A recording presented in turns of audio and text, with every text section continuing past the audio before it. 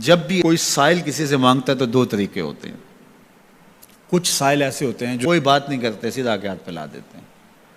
ایک تو سائل یہ ہے. اور سائل مانگنے والے جو بڑے اچھے طریقے سے مانگنے کا بھی فن جانتے ہیں تو ان کا طریقہ یہ نہیں ہوتا کہ کسی کے آگے جا کے بس ہاتھ پھیلا دیں. پہلے وہ اس کی تعریفیں کرتے ہیں، پھر جو ہے وہ اس کی رحم دلی کا ذکر کرتے ہیں، پھر اس کے مال و اسباب جو اس کو دیے گئے ہیں ان کے قصیدے پڑھتے ہیں، پھر اپنی وفاداری کا اظہار کرتے ہیں، پھر جھولی پھیلاتے ہیں. تو یہ دوسرا اور مہذب طریقہ ہے. ایک تو مانگنے والا اپنی ضرورت کو یوں ہی کسی کے سامنے رکھ دے، اور ایک یہ ہے کہ مانگنے والا اپنی ضرورت کو رکھنے سے قبل جس سے مانگ رہا ہے پہلے اس کی تعریف کرے.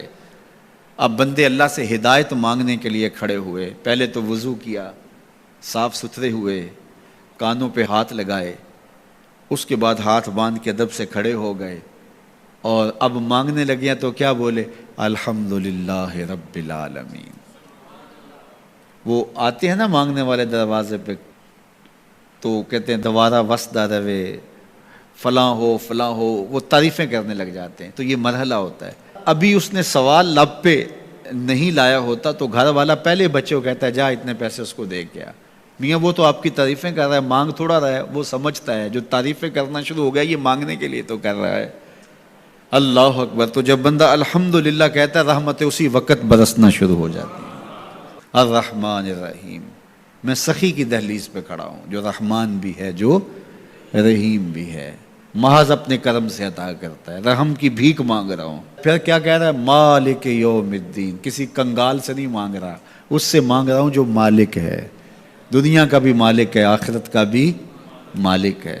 پھر اس کے بعد اگلی بات کیا کہتا ہے؟ ایاک نعبد و ایاک نستعین. مالک میں پوجتا بھی تجھے ہوں اور مانگتا بھی تجھ سے ہوں. دیکھو سائل اس اعتبار سے بھی دو طرح کے ہوتے ہیں. ایک سائل ہوتا ہے جو بائی پاس پہ اترتا ہے، ایک کے گھر کے سامنے جاتا ہے، یہی طریقہ صحیح مانگنے کا، لیکن جاتا ہے کہ گھر کے سامنے تعریفیں کرتا ہے، اور مالک خانہ کو پتہ ہوتا ہے کہ یہ ہمسایہ سے بھی مانگ کے آیا ہے، میرے گھر سے بھی مانگ رہا ہے، اگلے گھر سے بھی مانگنا ہے. تو وہ اسے تھوڑا سا آٹا دے دیتا ہے، 1 روپیہ دے دیتا ہے. اس کو پتہ ہے اس نے پورا گاؤں مانگنا ہے، آدھا گاؤں مانگ آیا ہے، آدھا گاؤں اس نے ابھی مانگنا ہے. تو سارے 1 روپے دیتے ہیں. ایک تو سائل وہ ہے جو در در پہ جاتا ہے، اور ایک سائل بائی پاس سے اترا، وہاں سے پل عبور کیا، پھر گلی سے گزرتے ہوئے یہاں آیا، اور یہاں آ کے آپ کے ساتھ اس نے کہا کہ میں کسی در پہ نہیں گیا، آپ کے پاس آیا ہوں، اب آپ نے میری ضرورت پوری کرنی ہے. تو پھر 8 آنے 5 روپے تو نہیں دیے جائیں گے. پھر تو جو میری استطاعت ہوگی، جو آپ کی استطاعت ہوگی، اس استطاعت کے مطابق دیں گے کہ یہ سارا شہر چھوڑ کے آیا ہے، یہ کسی سے نہیں مانگتا، یہ مجھ سے ہی مانگتا ہے. تو پھر آپ اس کی ضرورت پوری کریں گے. اگر آپ کے بس میں ہوا تو مانگنے والا کیا کہہ رہا ہے؟ ایاک نعبد. یہ پیشانی کہیں اور نہیں جھکتی، وایاک نستعین. یہ جھولی کسی اور چوکھٹ پہ پھیلتی نہیں. وہ کریم، وہ مالک رب جو تمام جہانوں کا رب ہے، میں اس کی دہلیز پہ کھڑا ہوں اور آیا سیدھا اسی کی دہلیز پہ ہوں.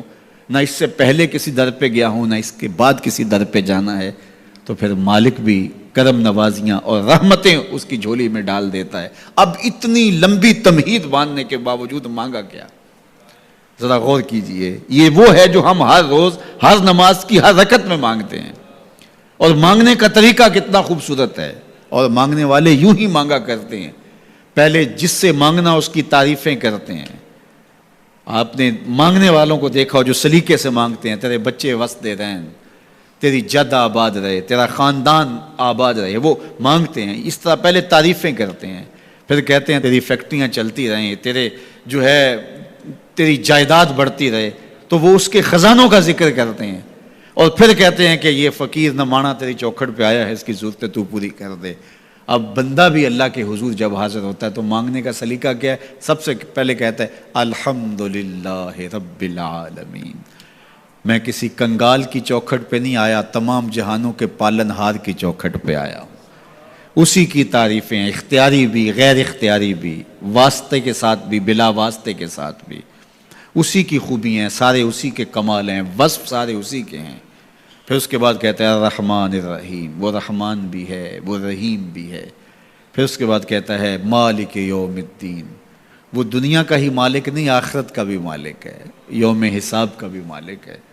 پھر اس کے بعد اپنی وفاداری جتلاتے ہوئے کہتا ہے ایاک نعبد و ایاک نستعین، مالک سارا جہاں بس رہا ہے، میں نے کسی سے نہیں مانگا، میں نے جھولی تیری چوکھٹ پہ پھیلائی ہے، میری پیشانی تیرے حضور جھکتی ہے، یہ پیشانی کسی اور کے حضور کبھی نہیں جھکی نہ جھکے گی۔ یہ سب عرض کرنے کے بعد پھر مانگتا کیا؟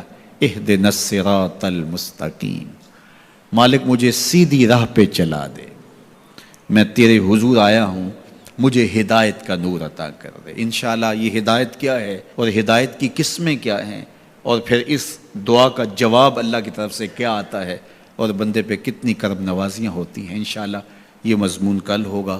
اللہ مجھے آپ کو اپنی رحمتوں کے سائے میں رکھے۔